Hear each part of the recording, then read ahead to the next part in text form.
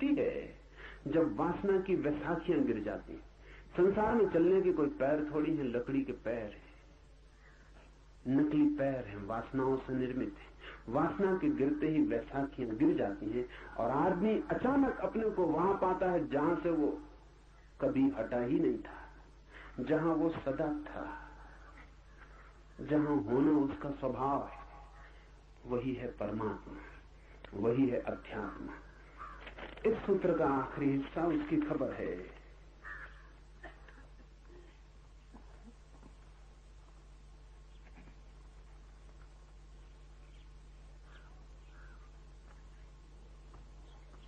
मृत्यु जिसका शरीर है और मृत्यु के अंदर जो है और मृत्यु जिसे जानती नहीं, वही इन सर्वभूतों का अंतरात्मा।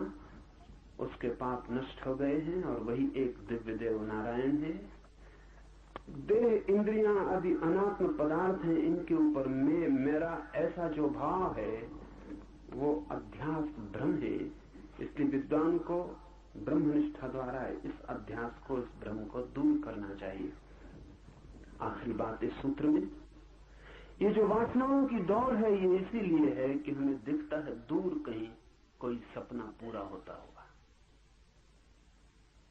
जैसे मरुस्थल में कोई देखता है, दूर मालूम होता है जल का सरोवर, दौड़ता है, जल के लिए दौड़ता है। वहां जाके पाता है नहीं है कुछ, रेत ही रेत है,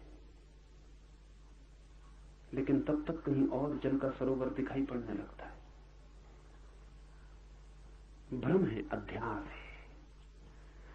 सूर्य की किरणें जब तपती हैं जोर से रेत के ऊपर और वापस लौटती हैं, रिफ्लेक्ट होती हैं, जब वापस लौटने लगती हैं, तो कपती हुई सूर्य की किरणें जब वापस लौटती हैं, उनके कंपन के कारण भ्रम पैदा होता है कि लहरें कप रही हैं। और वो कंपन इतना सतत होता है और कंपन की एक धारा बन जाती है कि अगर पास में कोई वृक्ष खड़ा हो तो उस कंपन में उस वृक्ष की छाया नीचे दिखाई पड़ने लगती है। वो कंपन दर्पण का काम करने लगता है।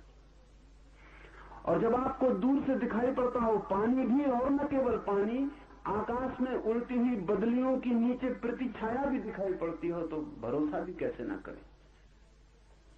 आकाश में उड़ते हो कबूतर या आकाश में उड़ती हो बगलों की कतार और नीचे पानी में भी उसकी छाया हो जाती हो, पास में खड़े वृक्ष भी नीचे दिखाई पड़ते हो, तो फिर भरोसा पक्का हो जाता है कि पानी होना चाहिए।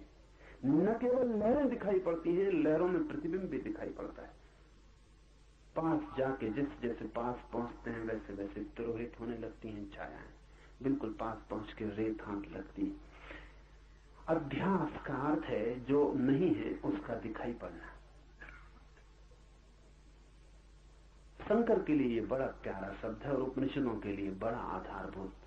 अध्यास का अर्थ है प्रोजेक्शन, प्रक्षेपण, जो नहीं है उसका दिखाई पड़ना।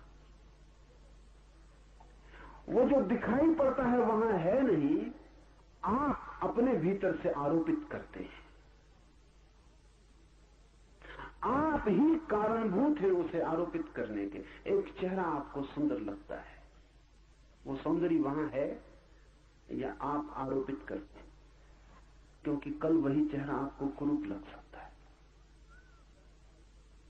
हो सकता है कल तक सुंदर न लगा हो, आज अचानक आपका दिव्य चक्षु खुल गया और आपको सुंदर दिखाई पड़ने लगा,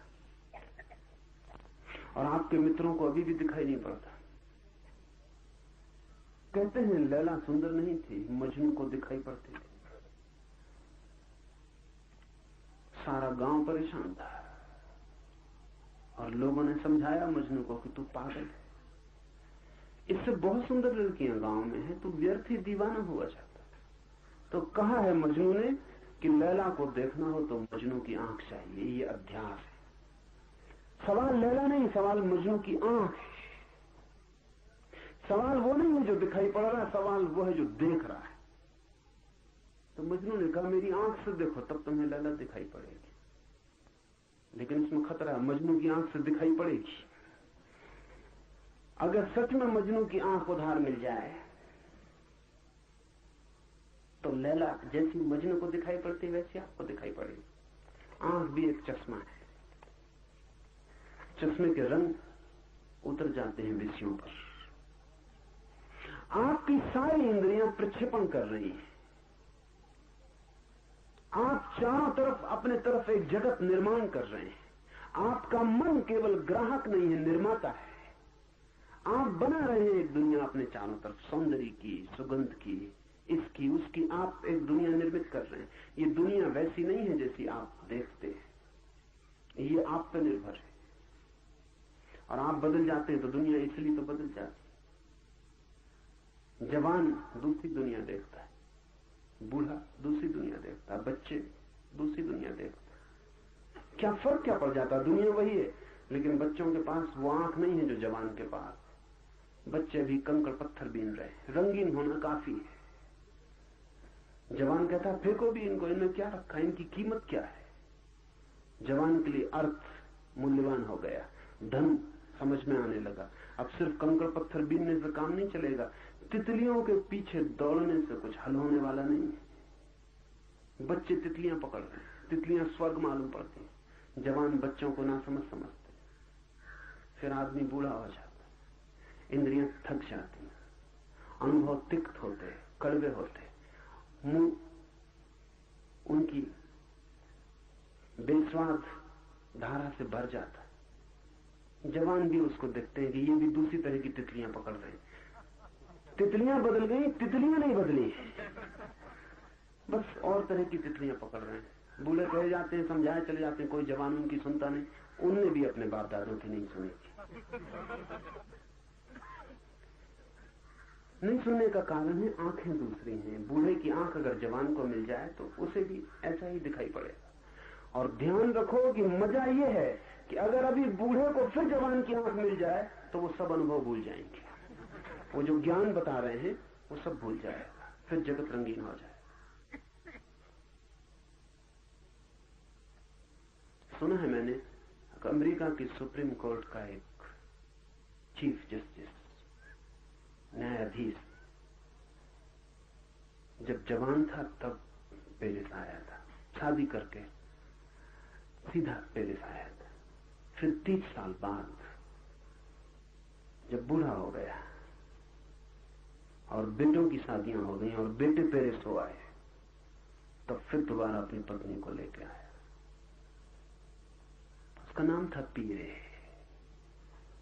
पेरिस देख के उसने अपनी पत्नी से कहा, वो बात न रही पेरिस में, सब फीका फीका हो गया। कहां वो दिन जब हम पहली दफा पेरिस आए थे? बात ही और थी, पेरिस कुछ और था। उसकी पत्नी ने कहा, माफ करें, आप भूल रहे हैं, पीरे और था, पेरिस तो वही है। हाँ, पेरिस तो अब भी वही है। जवान की आंख से देखें, पेरिस अब भी वही। पेरिस क्या बदलता है?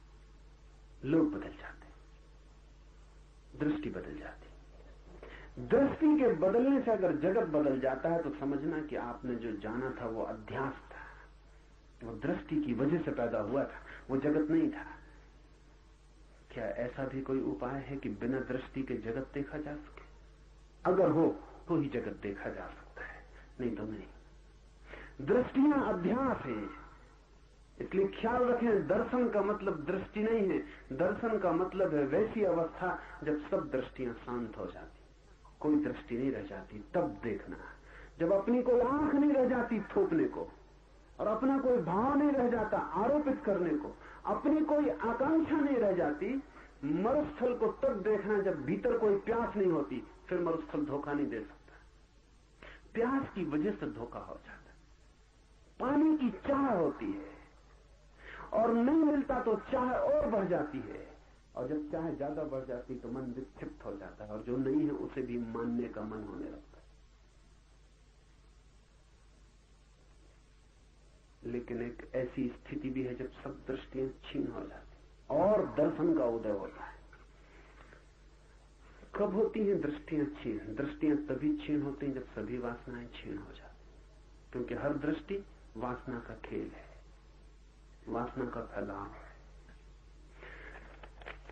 तो सूत्र कहता है, देह, इंद्रियां आदि अनात्म पदार्थ हैं, इनके ऊपर में मेरा ऐसा जो भाव होता है वो अध्यास है। इसलिए बुद्धिमान को ब्रह्मनिष्ठा द्वारा इस अध्यास को दूर करना चाहिए। ब्रह्मनिष्ठा द्वारा, अपने में निष्ठा द्वारा। हमारी निष्ठा हमेशा पराये में है, किसी और में, अपने में नहीं है। दौड़ कहीं और है, अपने में नहीं है। जहां कहीं और रहे हैं एक जगह को छोड़कर, वो जगह जो भीतर है। ब्रह्मनिष्ठा का अर्थ है ये वासनाओं की दौड़ हट गई, आदमी अपने में खड़ा हो गया। आदमी वहीं खड़ा हो गया जहां कोई मन नहीं है, कोई इंद्रियां नहीं है, कोई शरीर नहीं है, सिर्फ शुद्ध चैतन्य है। उसमें प्रतिष्ठित होते ही सब अध्यास टूट जाते और तब संसार नहीं है, ब्रह्म ही है।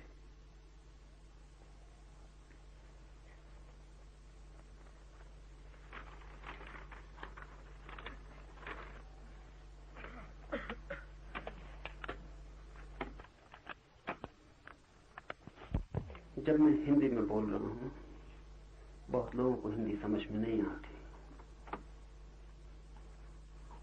लेकिन वे भी उपयोग कर सकते हैं।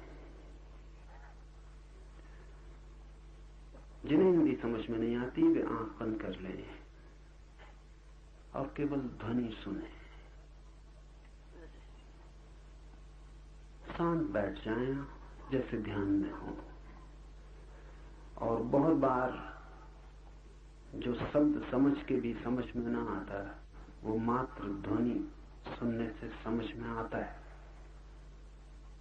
जब मैं अंग्रेजी में बोल रहा हूं, जिन मित्रों को अंग्रेजी समझ में नहीं आती, वो ऐसा न सोचें कि उनके काम का नहीं है। आंख बंद कर लें और जो मैं बोल रहा हूं उसकी ध्वनि पर ध्यान करें। समझने की कोशिश न करें।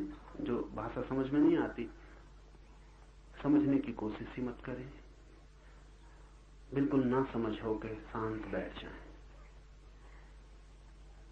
सिर्फ ध्वनि का आघात ध्यान करें, सिर्फ सुने। वो सुनना ध्यान बन जाएगा और उपयोगी होगा। बड़ा सवाल समझना नहीं है, बड़ा सवाल शांत होना है। बड़ा सवाल सुनना नहीं है, बड़ा सवाल मौन होना है। तो कई बार तो ये होता है जो बात आपकी समझ में आ जाती है वो आपके भीतर विघ्न बन जाती, क्योंकि उससे विचार शुरू हो जाते। कई बार तो अच्छा है कि जो बात बिल्कुल समझ में नहीं आती उसको सुने, क्योंकि फिर विचार नहीं चल सकते। जो समझ में नहीं आए तो विचार के चलने का कोई उपाय नहीं है, विचार रुक जाते। इसलिए कभी तो वृक्षों के बीच से गुजरती हुई हवा को सुनना, कभी पक्षियों की आवाज सुनना, कभी पानी की कलकल धारा से उठता निनाद सुनना, ऋषि मुनियों को सुनने से भी ज्यादा बेहतर है। असली उपनिषद वहां बह रहे, पर वो आपकी समझ में नहीं आएंगे। पर समझने की कोई जरूरत भी नहीं, सुनना काफी है। और जब समझ में ना आए और आप सुन सके तो थोड़ी देर में बुद्धि शांत हो जाती है, क्योंकि उसका कोई काम ही नहीं होता। और जब बुद्धि शांत हो जाती है तो आप वहां पहुंच जाते हैं जिसकी तलाश है।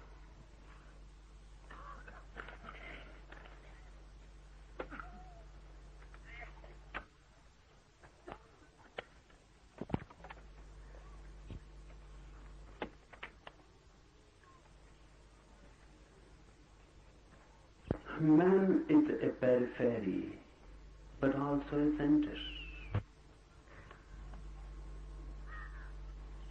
Man is a circumference, but not only that. Your body is your circumference, but not you. This sutra is concerned with the identification of consciousness with the body, the identification of the center with the periphery.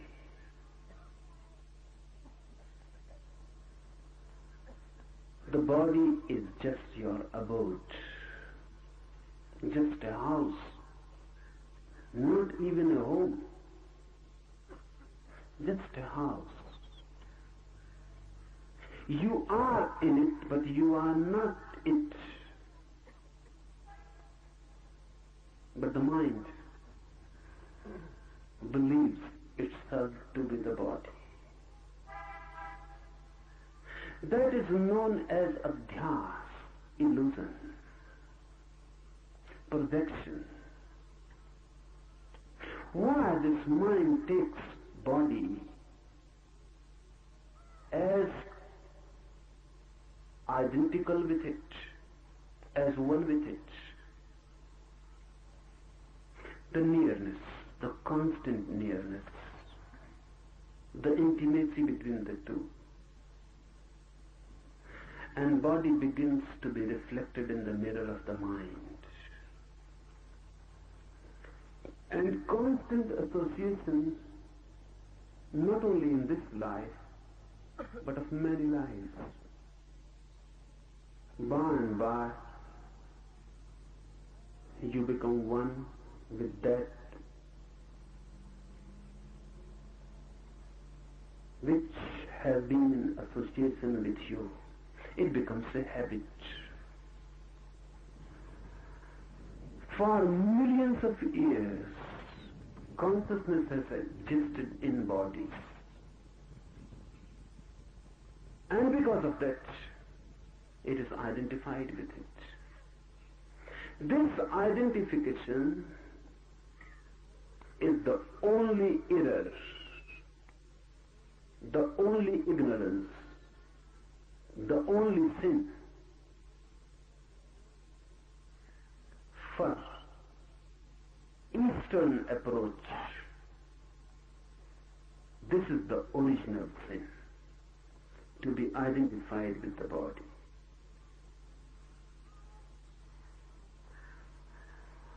How to be non-identified again? How to become aware that you are not your body, you are not your mind. How to go in and find out the forgotten center. It is always there. You are standing on it, you are it. But your eyes, your senses have taken you far away. You have gone on a journey. This journey is very miraculous. It is like a dream journey. You sleep in Mount Abu, and in the night you dream you are in London, or in New York, or in Calcutta. You have gone on a journey in the mind. The journey appears to be actual, real. You cannot remember in your dream that this is a dream. The moment you remember this is a dream, the dream will be broken. This is the basic condition in the dream, that you should not remember it as a dream. The dream must be taken as reality, only then the dream can continue. That's the basic condition. The dream must appear as real, otherwise it is broken. So in the night when you dream, the dream appears not only real, really more than real. The real life seems pale before it. It is more colorful, more intense, more alive. You can go on a journey in the dream, and still you continue to be here in Mount Abu. In reality, you remain in the Mount Abu, but in dream you have moved. Nothing has moved, only the mind has moved. The whole world, for Eastern mind, is just a dream journey. You go on moving. You remain constantly at the center, but you go on moving to the periphery, to the circumference. You look at some face, beautiful, some body, proportionate. It appeals. The mind has moved. No, you are not at your center. You are not at your home. You have gone away. Now you will follow. Your mind will move. Any desire is a movement. Any motivation is a movement. Movement of the mind. You see a beautiful car, or you see a rich palace, and the mind starts desiring. You start moving. You remain at the center, but the mind is not there. You have forgotten the center. Now the mind is attached with the objects of desire. Those objects or desires become your clinging. That's why mind goes on and on, out and out. And you are at the center. This creates a division. This divides you into two. And because you never return to the center, you never go back to it, ultimately you forget that you have a center. More civilized, more cultured, educated the world becomes, more centerless. Everyone is just a circumference. The master is missing. The house is there. The center is not there. And even if you try to reach the center, you cannot reach it because you don't know how to reach it. And the ways and the means you try to reach it really are not means and ways. They are the barriers. Because you try to reach the center in the same way as you try to reach the circumference. You know only one way. How to move to the circumference. How to desire. You desire for riches. You desire for power. You desire for sex. You desire for so many things. The mechanism of desire is you desire for something which you have not. You desire for something which can become possible only in the future, never in the present. Desire is meaningful only in reference to the future. You cannot desire immediately here and now. You will need time. Desire needs time to move. So you desire for the tomorrow. You say tomorrow or in the next life, this will happen. This I would like to happen. I hope for this. Desire is basically future oriented. And desire means something which you don't have. This mechanism, if you apply to the inner journey, will become a barrier. This mechanism cannot help. Because the basic situation differs. Not only differs, it is absolutely diametrically opposite. Your being, your center is not something to be achieved in the future. It is here and now. It is already the case. You can have it immediately. No time is needed to move to it. Really, no movement is needed. awareness, and you are there. You have not moved away. You are just unaware. You have not gone anywhere so that you have to come back. You have never gone in reality, only in dream. You are sleeping in Mount Auburn, dreaming of London, and someone suddenly awakes you. Will you be awake in London or in Mount Auburn? Or will you tell that, wait, I am in London and now I will need to come back to Mount Auburn? No, from a dream, if you are awakened, you are suddenly here. The dream world, the dream journey disappears completely. You are not to come back because you had never gone away. Your being, your center is here and now. It cannot be made an object of desire. You cannot desire it. And if you desire it, you will miss it. Your very desire will become the barrier.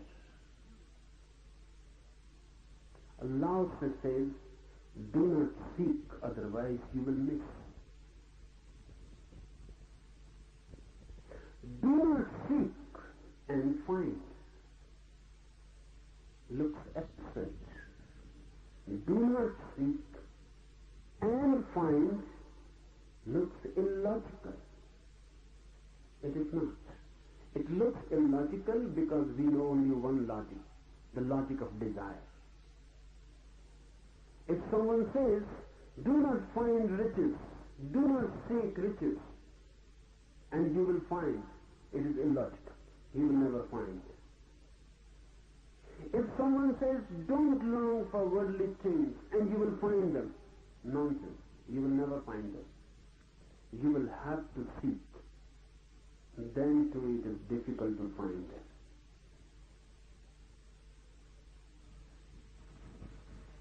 But it is not illogical for the inner journey. Note it, understand it deeply. The inner journey is just the reverse. From center to periphery, this is the way. Create an object of desire and then move towards it.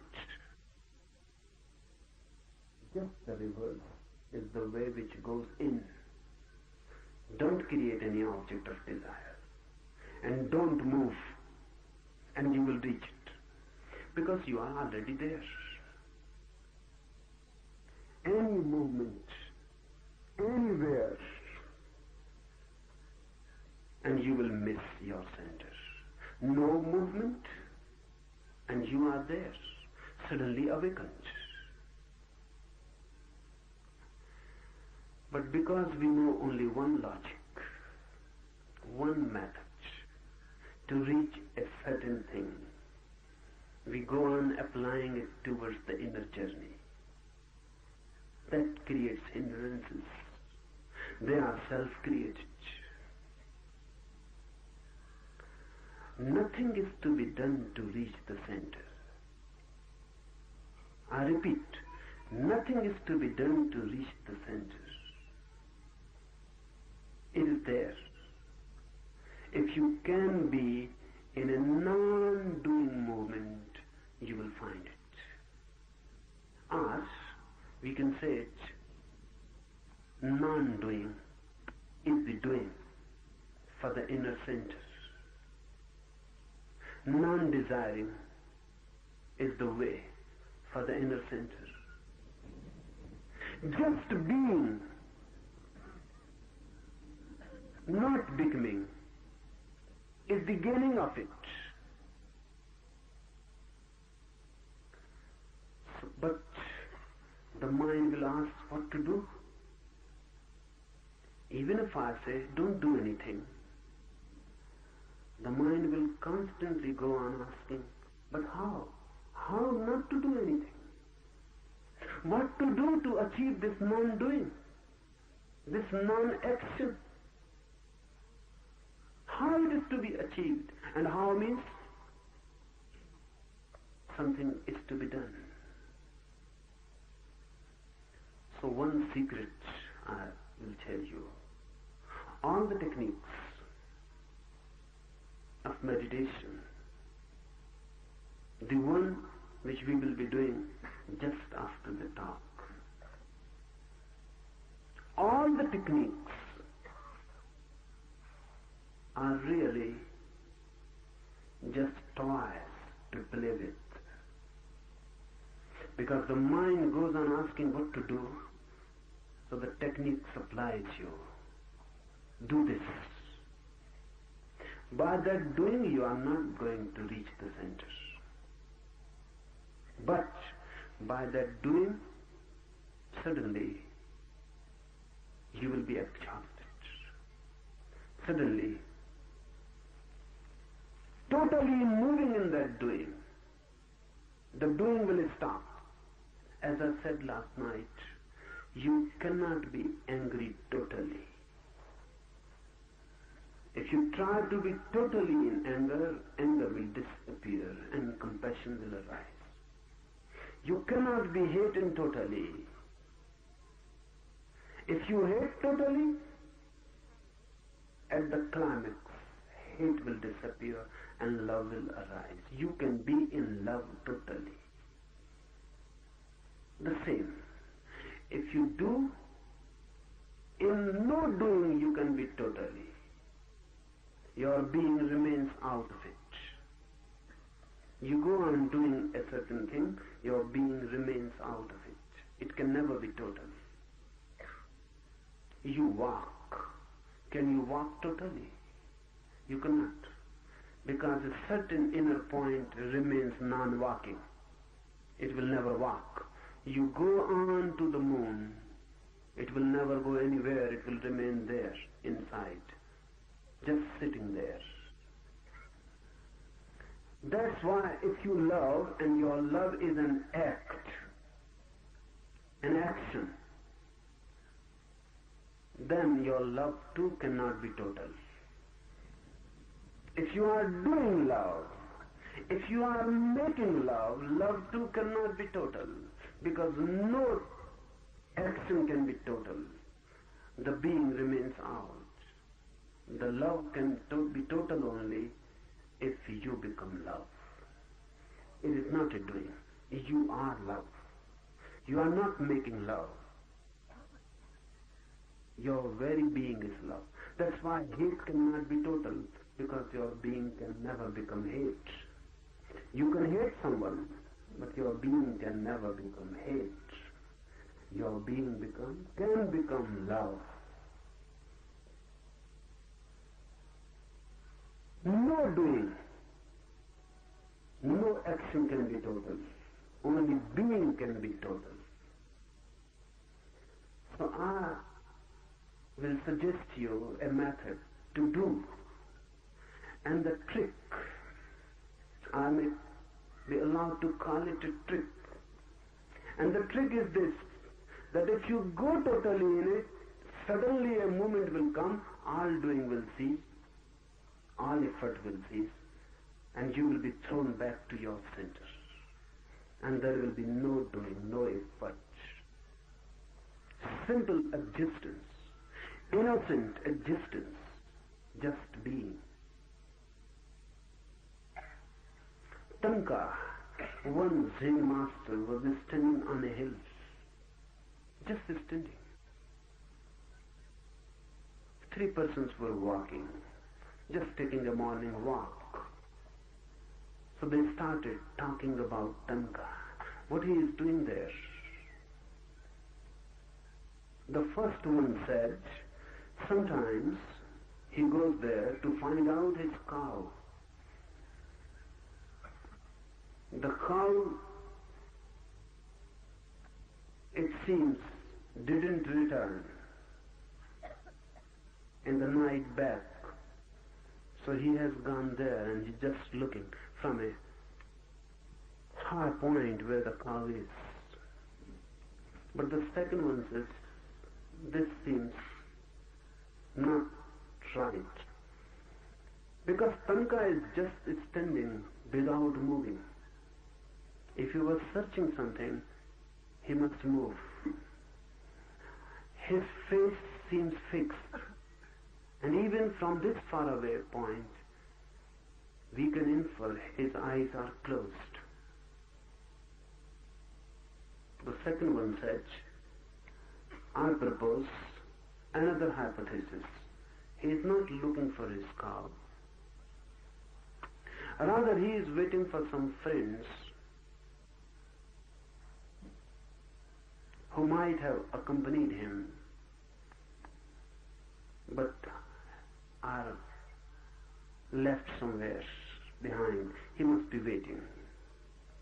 But the third one said, he cannot be waiting, because if someone waits, sometimes he looks back. He never looks back. He's just standing like a statue. So I propose a third idea. He is meditating. It was difficult to decide, and they argued. So ultimately they decided we must go to him and ask what he is doing. So they went. They asked Tanka, what are you doing? The first one said, are you in search of your cow? The cow has not returned home. Tanka is reported to have said, I have no home in this world and nothing to miss. Who has said to you that I have a cow? The cow is there, of course, but I don't have it. So there is no question of finding it, searching for it. So the second one was delighted, and he said, then my hypothesis is going to be right. You are waiting for some friends who are left behind? Tanka laughed and said, I have no enemies, so I cannot have friends. And I am alone, so I cannot leave someone behind. I came alone in this world. I am alone in this world, and I will leave this world alone. So I am neither disturbed by enemies nor by friends. Then the third one was, of course, delighted. And he said, now nothing is left, and my hypothesis is right. You are meditating, are you not? Tanka said, I am not meditating. Because really I am not doing anything. I am just standing. I am. I am existing, not doing anything. But this is meditation. Meditation is not doing something. But you cannot take a jump immediately into non-doing. So I suggest, make your doing total.